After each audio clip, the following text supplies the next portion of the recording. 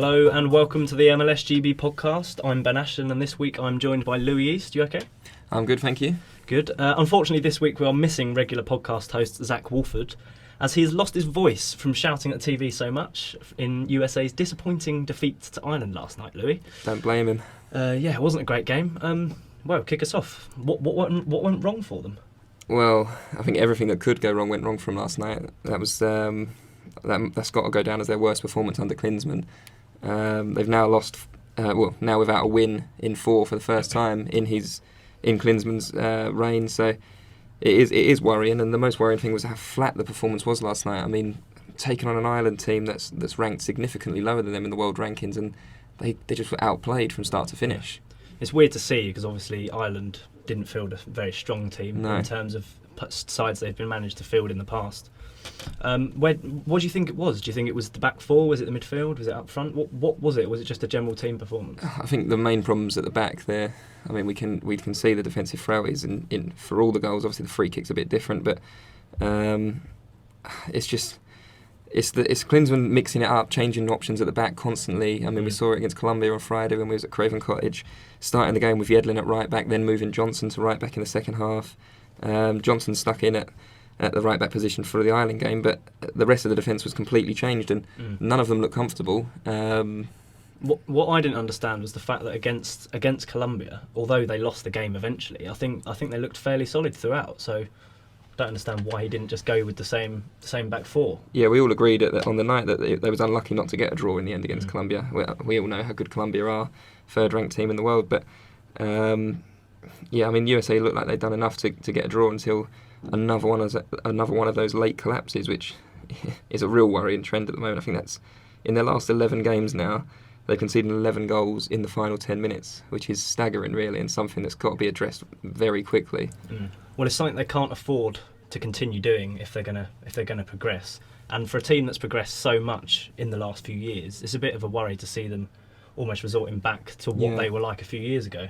Do you think, obviously, Klinsmann's come under a lot of pressure after the result? Do you think that's harsh? I think any manager's going to come under criticism in this situation. Obviously, worst time of his reign.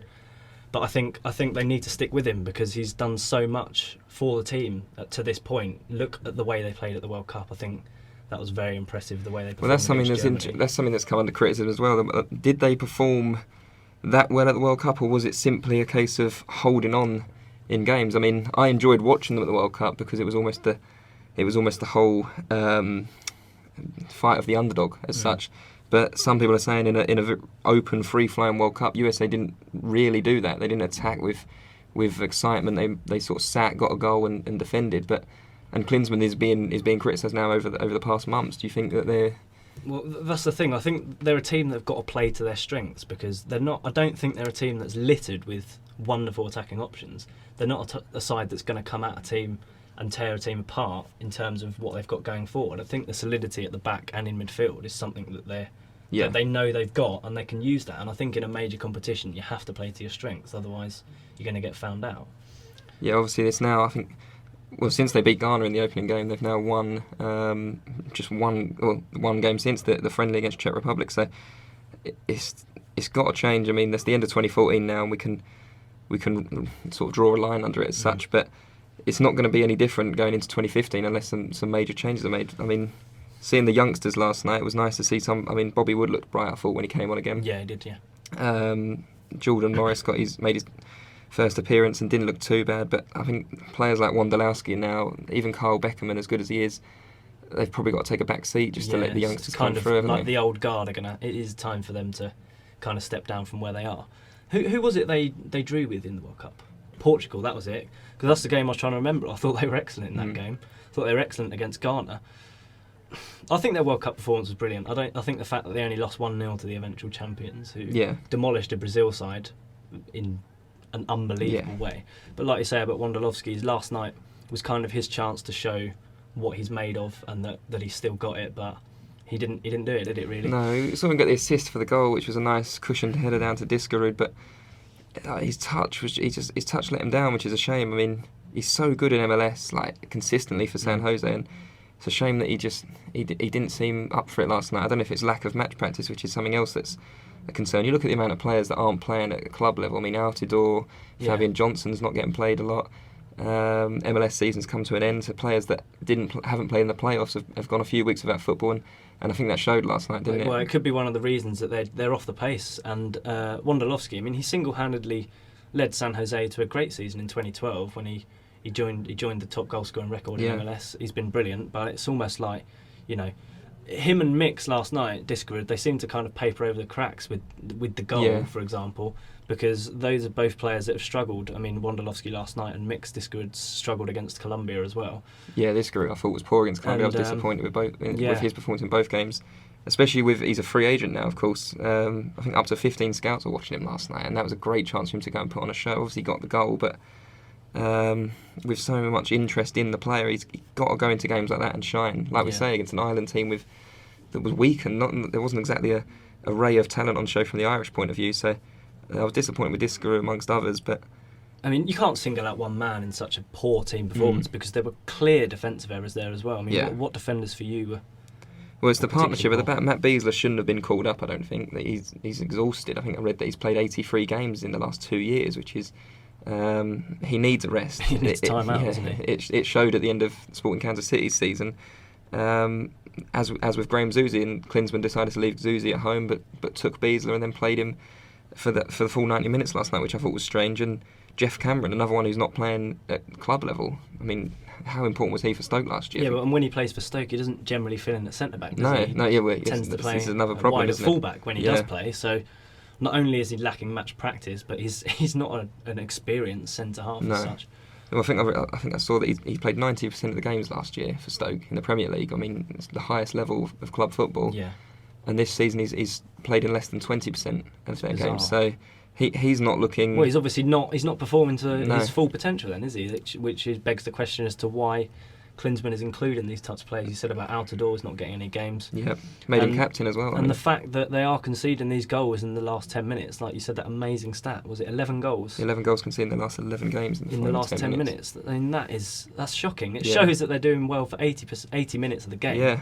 And the concentration, all the fitness levels are not good enough. Yeah. Is it fitness or is it focus? It's a tough one. It's hard to put a blame on an individual for that. I mean, you can look at the manager and say Klinsmann needs to. It's a problem that's so obvious to all of us. It's got to be addressed. How can you go about stopping the rot as such? Well, it's a shame because for the game, 2014 has been a huge year for MLS because it's grown so much. It's becoming more worldwide known to everyone. Everyone's suddenly taking interest in it. People are watching it a lot. Picked up loads of fans from the World Cup. It's a horrible way to end what's been such a successful year for the national side. Yeah, I mean, I do worry about the end of the year, but Klinsmann's got a long time now to plan for the next games. Yeah. Sort of January, February time, I'd imagine we'll see them again. And as I say, I think you've got to clear some players out now. He sort of tried to transition with these last two friendlies. Against Colombia, as we said, it was encouraging that they played well, the performance was there. The second half, they sort of fell away a bit, which is, again, a concern. But again, as the game goes on, they seem to be dipping. Because they started the game brightly, didn't they? They dominated some stages of the early period and they got the penalty and put themselves 1-up. Once they went 1-0 up, they kind of stopped playing, really. Yeah, as soon as the second half. We'll settle for this and that'll be that. I mean, the game against Colombia was a bit different.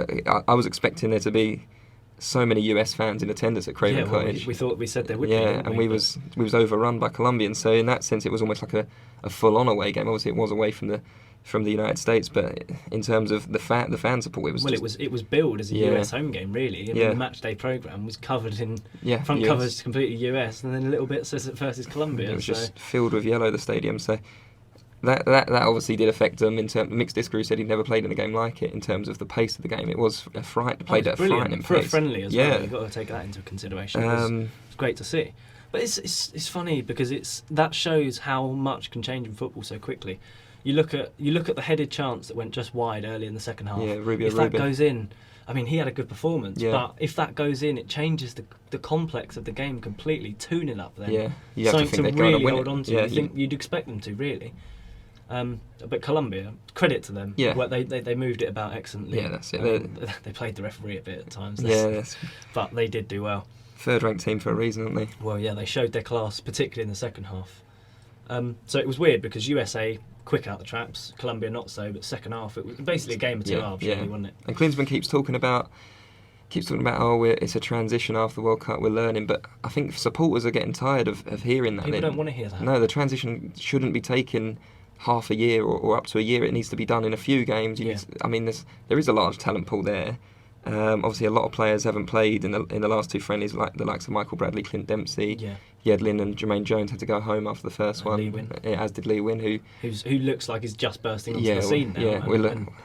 Gets 12 minutes and then he's got to head back home. Hopefully, that's who they needed last night. Someone like Lee Win to find some space outside the box and Fred passes through. Yeah. But yeah, I mean, it's not a crisis. No, it's not a crisis. Nothing. I think of the people sort, but have been overreacting slightly on social media to the performance last night. Obviously, no one likes to lose 4-1, but it was a flattering scoreline for Ireland. Do you not think? I mean, it was flattering, but at the same time, the USA were poor even at 1-0 down. It looked like it could have gone 2 or 3 at half time. Obviously, they got the goal back. And I don't think Ireland. It's flattering in the sense that Ireland weren't excellent. I just think that the USA were that poor that the 4-1 in the end almost. It wasn't a shock at the final whistle as such. And I mean, someone was in contact on Twitter saying that. Almost blaming the MLS players for the loss. I don't think that's the case. Which is funny when you look to the Colombia game when Jermaine Jones and Lee Win, when he came on, were two of the brightest sparks. And Beckham in the midfield was excellent. So I don't think it's obviously this debate's going on at the moment with Klinsmann saying younger players need to go to Europe to develop, whereas others are saying they need to stay in MLS, and that's an ongoing debate. But I don't think that you can blame a league for a national team's performance. Not when there was only 4 MLS players in the lineup last night. Obviously, Bill Hamid played. Nice to see him start, but although the goals weren't directly his fault, he probably could have done a bit better on a couple of occasions. But yeah, I mean, it is. But then it's also down to the rest of the team to not allow the opposition into those situations. You can't be relying on the goalkeeper to pull off wonder saves. Yeah, every single time. Beasler and Cameron were just pulled apart at the back. It's got to be better than that, hasn't it? I think that kind of concludes the international talk quite well. We should now move on to the conference playoff finals, which are happening at the weekend. First legs get underway. In the Eastern Conference, New York Red Bulls taking on New England Revolution at the Red Bull Arena. Looking forward to that. That should be a very open game, hopefully. That's what we're expecting. Yeah, we are. I mean, look at New England when they travelled to Columbus in the semi-final. Well, I think we could see a similar game because Columbus, another side that like to play football as well, I thought that was going to be a really tight encounter. But New England, the Revs just blew them apart. Scoring 4 away from home. I mean, if they go and do that at Red Bull Arena this weekend, the tie's over as it was in the semi-final. Well, surely Seattle and LA should start worrying about facing the Revs in the final if they perform like that against New York. As we said a week ago, some people are billing the Western Conference final as the real MLS Cup as such, but that's not the case at all because whoever goes through from the Eastern deserves to be in the final. That goes without saying. Of course.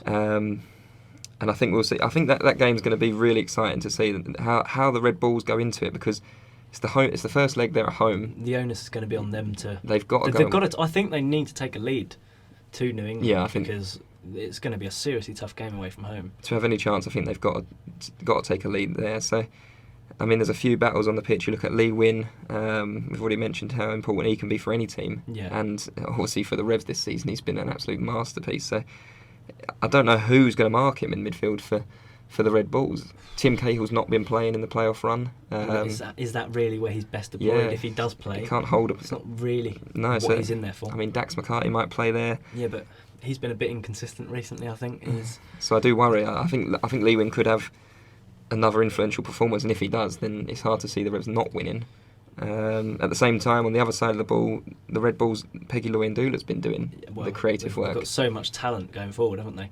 I think that's the thing. If they're going to come out successful, you look at New England and you think, well, we've got to stop this team playing. That's how we're going to win the game. Yeah. But I don't feel that the Red Bulls have the type of players in their team to stop New England playing, so they're going to have to try and play them at their own game and basically better their performance going forward. We could see quite a lot of goals. Yeah, I think this could be a real exciting game, especially for a first leg, which are normally quite conservative. I don't think either side has the capabilities within their team. I think New England has more capability to go in and shut the game down. Or someone like Jermaine Jones can just do that almost single-handedly. But I don't see it in the Red Bull side who's going to say, right, we're shutting this game down if it goes to 1-0. I think they're going to have to keep pushing, which could backfire, as we saw for Columbus, losing 4-2 in the first leg. I'm expecting a lot of goals in this game. I mean, Bradley Wright-Phillips is obviously vital. He's had a great season. New York looking for the third straight playoff win at home after going so many years without Never one. winning So at home, yeah. it would be a great story if they can win again and take that to New England, and then obviously the second leg would be even more exciting. But yeah, I mean, that's really tough to call at this stage. 6:30 Sunday night for us in the UK. Should be a cracking game. 1:30 in the US, isn't it? Yeah. Well, that's going to be a great way to kick it all off. I mean, well, now we've bigged it up, it would probably be a 0-0 draw, wouldn't it? Expecting a lot of goals. Now, the biggest clash of the season, again, between LA and Seattle, they're saying. Yeah, as we had a few weeks ago. At the StubHub Centre. Well, it's a repeat of, they've played each other twice near the end of the regular season, so they know what to expect from each other. Dempsey's said that he's confident they can do the job against LA. What do you think LA think of that? Do you think they'll be confident? I think if you take the second leg against RSL out of the equation, Seattle would be undoubtedly favourites for this, but it just shows how much can change in one game. They go and blow Real Salt Lake out of the water. Yeah. And now everyone's talking about Donovan and Keane doing the exact same things for Seattle. Suddenly they're the favourites for it, and the confidence is through the roof. They've gone from a 5 or 6 game, whatever, I think it's 4 games without a win, wasn't it? I think it might going into that, and then barely scoring a goal, and then score 5 in one game, and suddenly greatest team in the world. I think Seattle are going to do a job there. They're not that. This is. I think it's going to be funny how the first game that we see will probably be an open, fiery affair with flair players going forward trying to create chances. Yeah. I can see a very similar shape to the Seattle LA game that we saw when Seattle won 2-0. When LA had a lot of the ball, I think 60% possession in the first half, but just couldn't unlock the door of Seattle. And Seattle, we know they have those killer players going forward with Martins and Dempsey.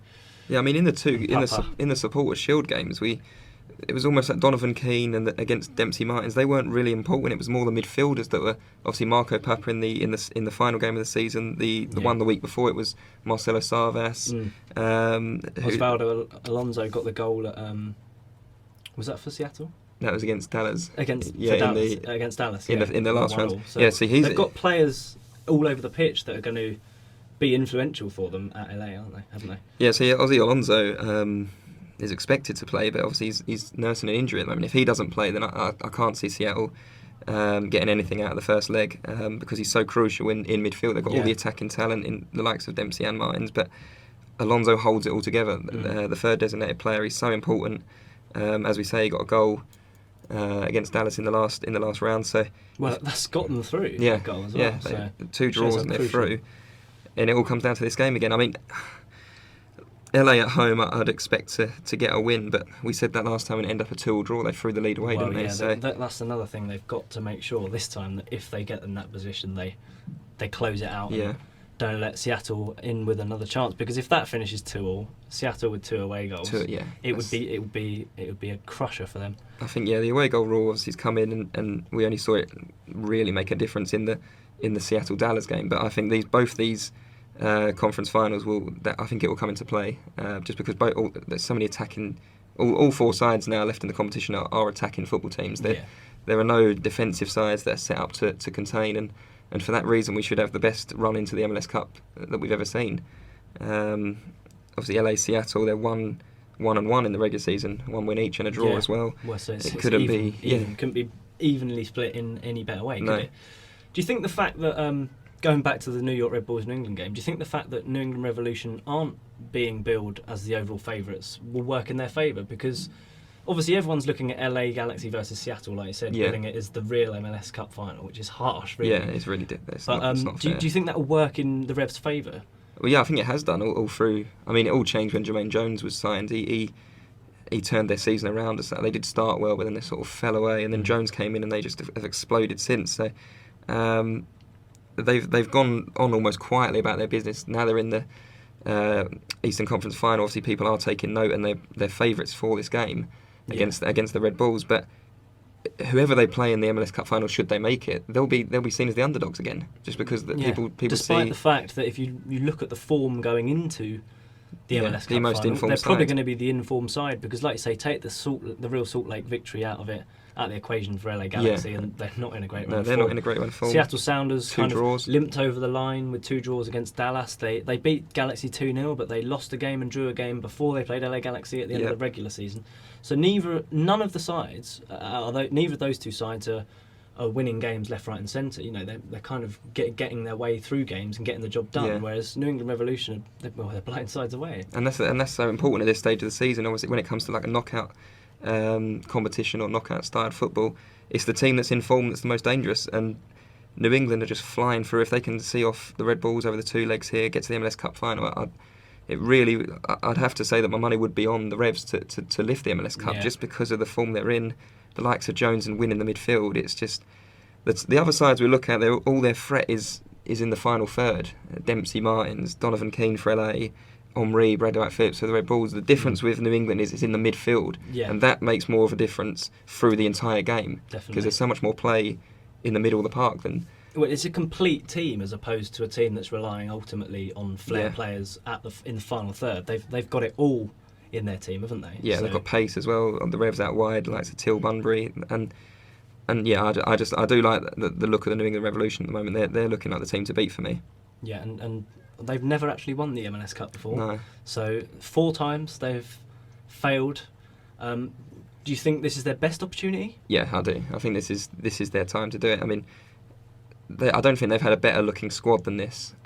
Jay Heaps, the coach, has got them playing some great football. They look fit. They look hungry for success. Yeah, that's the key, exactly isn't it? Really, that's it. That's what I would say could be the difference for them, is the hunger for the success. Yeah, they need this. Their supporters, their support's been growing as their season's gone on. It's grown even more in the playoffs, and that's another point. I think the attendance figures we'll see over these the next 4 games, that both legs of each conference final, they should be through the roof as well, because it just shows the growth of MLS. Well, yeah, it does. Well, obviously Seattle have a huge stadium as well, so we're expecting big support for that. Yeah. And anything else you'd like to add on either of those? No, just looking forward to it now. Very excited. Sunday night doubleheader should be thrilling. I think what we're hoping for is that both of the games are still going to be in the balance come the second leg. Yeah, absolutely. I think the key for Red Bulls, even though they're at home, is just going to be to stay in the tie, surely, with how well the Revs are playing. Yeah, absolutely. And as I just said about attendance as well, if either game does end up being a sort of non-affair for the second leg, then attendance figures won't be as high as they could be either. So yeah, hopefully this weekend we see some exciting football, see some goals, but for all sides involved, so that next week goes down to the wire, and then we're looking ahead to MLS Cup. Yeah, well, I think we can expect it to. Well, thank you very much for listening, everyone. Please get in touch on Twitter at MLSGB_ and give us a like on the Facebook page. And don't forget to subscribe on iTunes. Until next week, enjoy the first leg, and we'll see you all soon.